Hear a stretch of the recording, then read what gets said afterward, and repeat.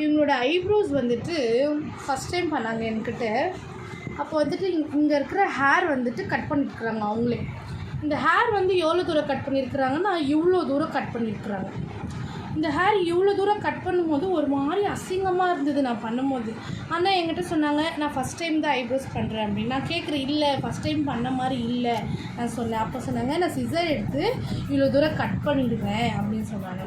இவ்வளோ தூரம் கட் பண்ணதுனால என்ன ஆயிடுச்சுன்னா, இங்கே திக்காக இருக்கும், இங்கே வந்து திக்காகவே இருக்காது, ஹேர் வந்து போயிடும்.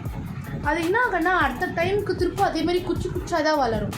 எப்போவுமே ஐப்ரோஸை வந்து கோம் பண்ணுங்கள், இப்படி கோம் பண்ணி விடுங்க. நீங்கள் இப்போ இந்த ஐப்ரோஸ் இப்படி தான் இருக்குது, நான் நீங்கள் பண்ணிட்டேன், எதுக்கும் ஒரு வாட்டி ஒரு வீடியோ எடுத்து போடலாமே தான் நான் ஒரு வீடியோ எடுக்கிறேன். உங்களுக்கு ஐப்ரோஸ் பிடிச்சிருந்தா ஃபஸ்ட் டைமே இவங்களுக்கு பிடிச்சிருந்தா வந்து ஐப்ரோஸ் பண்ணாங்க. பார்த்தா இந்த மாதிரி ஒரு ஃபால்ட் இருந்தது. யாருமே வீட்டில் வந்து இந்த மாதிரி தப்பு பண்ணக்கூடாது. இதுலேருந்து இவ்வளோ தூரம் கட் பண்ணவே கூடாது, மேலே வந்து ட்ரிம் பண்ணவே கூடாது. இவ்வளோ தூரம் பண்ணிங்கன்னா நெக்ஸ்ட் டைம் க்ரோத்திங்கு அது நல்லா வளராது, ப்ளஸ் வந்து உங்களுக்கு அடர்த்த இருக்காது, திக்கு இருக்காதுன்னு. யாராச்சும் இந்த மாதிரி ஐப்ரோஸ் வந்து ஃபேஸ் பண்ணியிருந்தீங்கன்னா கமெண்ட்ஸில் சொல்லுங்கள். நான் சொன்னது கரெக்டாக இருந்துச்சுன்னா நீங்கள் லைக் பண்ணுங்கள். தேங்க்யூ ஃபார் வாட்சிங்.